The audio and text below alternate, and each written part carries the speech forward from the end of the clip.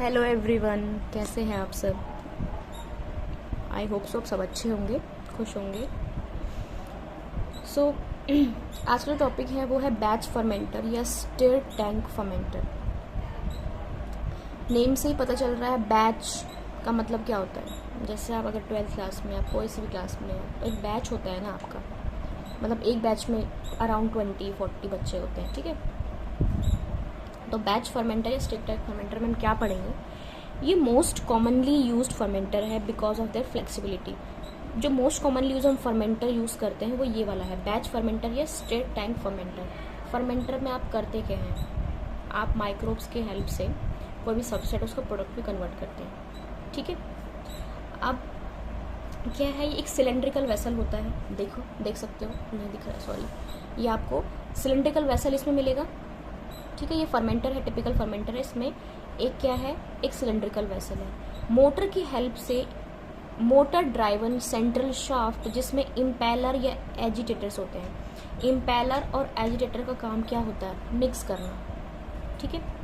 To stir the content in the tank, जो tank के अंदर जितने भी हमने चीज़ें डाली है। अब इसके अंदर हमने डाला क्या है, फर्मेंटेशन करना है तो हमें क्या डालना पड़ेगा।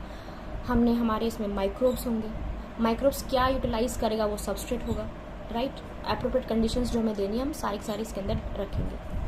3-4 इम्पैलर्स, हम देखो यहाँ पे इम्पैलर देख लो कितने हैं, 1 2 3 इम्पैलर्स रखेंगे। उनका जो वर्किंग एस्पेक्ट रेशियो होगा वो हाइट और विड्थ के हिसाब से 2:1 to 6:1 हो सकता है। 4 इक्वली स्पेस्ड वर्टिकल बैफल्स, यहाँ पे होते हैं हमारे baffles that extend from near the walls into the vessels to avoid vertex formation and improving mixing as well as aeration। जब आप किसी चीज़ को ऐसे बहुत स्पीड से रोटेट करोगे, ठीक है, रोटेट किस लिए करते हो आप, एरेशन के लिए, ठीक है।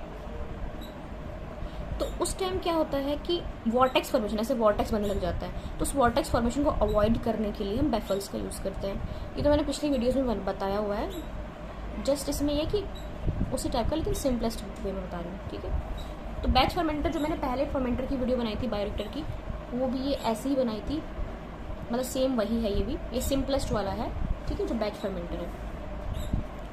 अब यहाँ पे हमारा एक और चीज़ आपको क्या दिख रही है, बैच का मतलब क्या है कि आपने एक बार ही सारा कुछ ऐड कर देना है। आप बीच में, प्रोसेस के बीच में कुछ भी ऐड नहीं कर सकते हैं।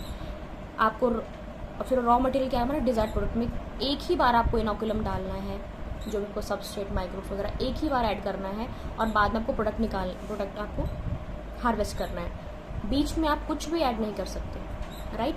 अब मेरे को एक बात बताओ, चलो बाद में बताना, पहले पढ़ लेते हैं। अब यहाँ से देखो, हम यहाँ से स्टेराइल एयर पास कर रहे हैं। स्टेराइल एयर हम क्यों पास कर रहे हैं, ताकि कोई भी स्टेराइलेशन का मतलब क्या होता है, सिंपलेस्ट स्टेराइलेशन का मतलब क्या होता है कि आपको कंटामिनेशन से बचाना है। भाई जो आप ऑर्गेनिज्म नहीं चाहते वो उसके अंदर एंटर ना करे। हम जो रिक्वायर्ड, हम जिस ऑर्गेनिज्म की हमको रिक्वायरमेंट है वही इसके अंदर हो, और कोई एंटर ना करे, ठीक है। तो to prevent contaminating organism to enter the bioreactor, इसलिए हम स्टेराइल एयर पास करते हैं, ठीक है। अब क्या होता है कि इसमें एक फोम ब्रेकर होता है, एक्सेसिव फोम बन जाता है ना, तो उससे क्या होता है कि जो एयर एग्जिट है वो ब्लॉक हो जाती है, प्रेशर बिल्ड हो जाता है रिएक्टर में, इसलिए एक्सेसिव फोम, इसलिए इसमें फोम ब्रेकर होता है। तो एंटी फोमिंग एजेंट्स हम यूज़ कर लेते हैं, ओके। फिर होता है कि पीएच कंट्रोल, ओके। तो पीएच कंट्रोल सिस्टम होता है, पीएच का प्रोब होता है। आप सपोज अगर एसिडिक कंडीशन बन रही है, अगर पीएच में चेंज आ रहा है, अगर एसिड ज़्यादा बन रहा है, मतलब H+ की कंसनट्रेशन क्या हो रही है, H+ की कंसनट्रेशन क्या हो रही है, H+ की कंसनट्रेशन कम हो रही है, तो आप उसमें क्या डाल दोगे, ऐड कर दोगे, बेस ऐड कर दोगे, ठीक है। तो पीएच प्रोब होता है जो मॉनिटर करता है कि पीएच में चेंज क्या हो रहा है, ठीक है। तो अगर आपने एल्कली ऐड कर सकते हो आप, मतलब बेसिक चीज़ ऐड कर सकते हो, या NaOH या KOH। KOH थोड़ा लेस टॉक्सिक होता है बट एक्सपेंसिव होता है, तो KOH यूज़ कर सकते हैं, ठीक है। Sodium carbonate, mostly sodium carbonate हम यूज़ करते हैं। और अगर H+ ज़्यादा हो रहे हैं, बेसिक से ज़्यादा हो रही है, तो हम एसिड यूज़ कर सकते हैं। आई होप आपको समझ में आ गया होगा कि बैच फर्मेंटर या स्टिर टैंक, स्टिर का मतलब क्या होता है, किसी चीज़ को रोटेट करना, ठीक है। तो हम इसमें क्या करते हैं, मोस्ट कॉमनली यूज फर्मेंटर हो गया। इस पर हम सिलेंड्रिकल वेसल ले रहे हैं। वेसल में हमारी मोटर की हेल्प से जो है वो क्या है, मोटर ड्राइवन सेंट्रल शाफ्ट है जिसमें इम्पेलर या एजिटेटर्स हैं जो जितने भी कंटेंट है उसको शेक करेगा, ठीक है।